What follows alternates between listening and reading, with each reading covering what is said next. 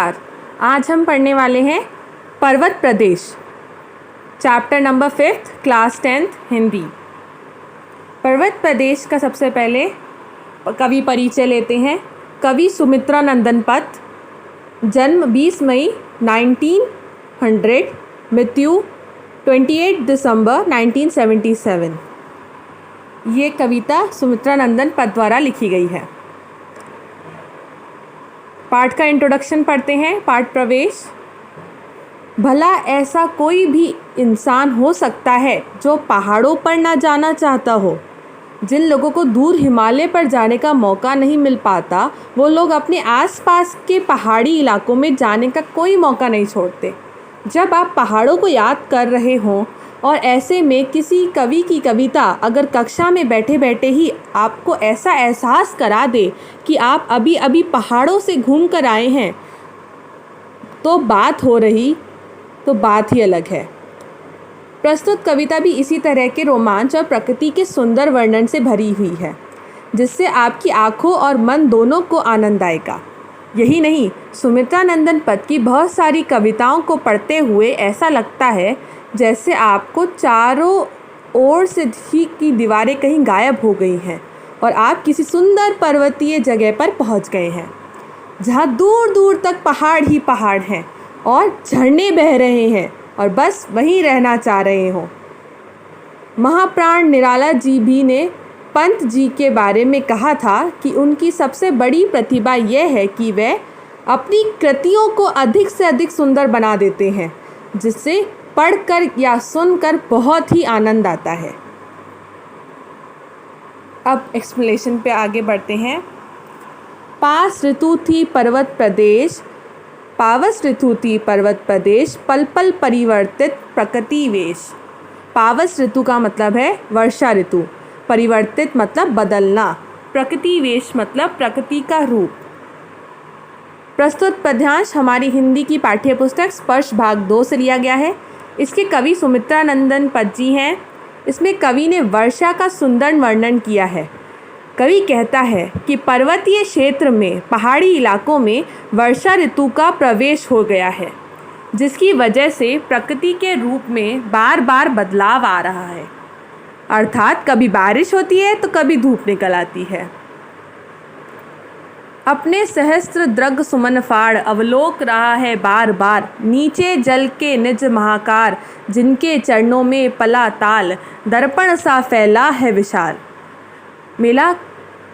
मेखलाकार का मतलब है करधनी के आकार की पहाड़ी की ढाल।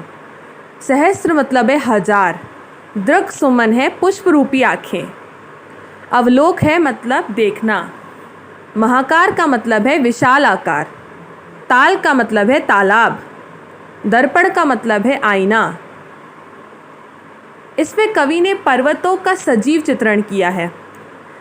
इस पद्यांश में कवि ने पहाड़ों के आकार की तुलना, पहाड़ों के शेप की तुलना करधनी अर्थात कमर में बांधने वाले आभूषण से की है।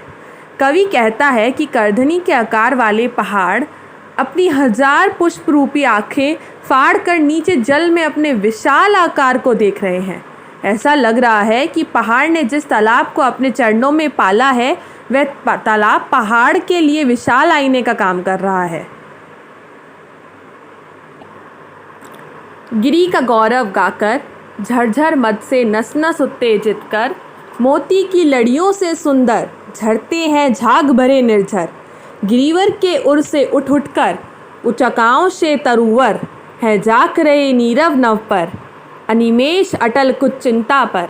गिरी का मतलब है पहाड़, मद का मतलब है मस्ती, झक का मतलब है फेन, उर का मतलब हृदय हमारा दिल, उच्चाकांक्षा का मतलब है ऊंचा उठने की कामना, तरुवर मतलब है पेड़, नीरव नभ शांत का मतलब है शांत आकाश, शांत आसमान, अनिमेष का मतलब है एकटक। इसमें कवि ने झरनों की सुंदरता का वर्णन किया है। इस पद्यांश में कवि कहता है कि मोतियों की लड़ी के समान सुंदर झरने झरझर की आवाज़ करते हुए बह रहे हैं। ऐसा लग रहा है कि वे पहाड़ों का गुणगान कर रहे हैं। उनकी करतल ध्वनि नस नस में उत्साह अथवा प्रसन्नता भर देती है, खुशी भर देती है। पहाड़ों के हृदय से उठकर अनेकों पेड़ ऊंचा उठने की इच्छा के लिए एकटक दृष्टि को, एकटक धरती को स्थिर होकर शांत आकाश को इस तरह देख रहे हैं मनो कि किसी चिंता में डूबे हों, अर्थात वे हमें निरंतर ऊंचा उठने की प्रेरणा दे रहे हैं।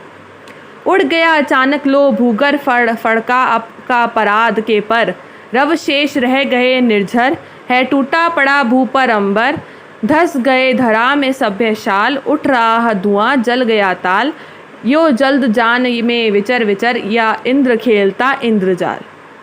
भूगर मतलब है पहाड़, पारत के पर मतलब है पारे के समान ध्वल एवं चमकीले पंख, रव का मतलब है शेष केवल आवाज़ का रह जाना, सभ्य मतलब है भय के साथ, शाल का मतलब है एक वृक्ष का नाम, जल्द यान मतलब है बादल रूपी विमान, बादलों का विमान, एरोप्लेन। विचर का मतलब है घूमना, इंद्रजाल का मतलब है जादूगरी। इसमें कवि ने बारिश के कारण प्रकृति का बिल्कुल बदला हुआ रूप दर्शाया है। इस पद्यांश में कवि कहता है कि तेज बारिश के बाद मौसम ऐसा हो गया है कि घनी धुंध के कारण लग रहा हो मानो पेड़ कहीं उड़ गए हों, अर्थात गायब हो गए हों।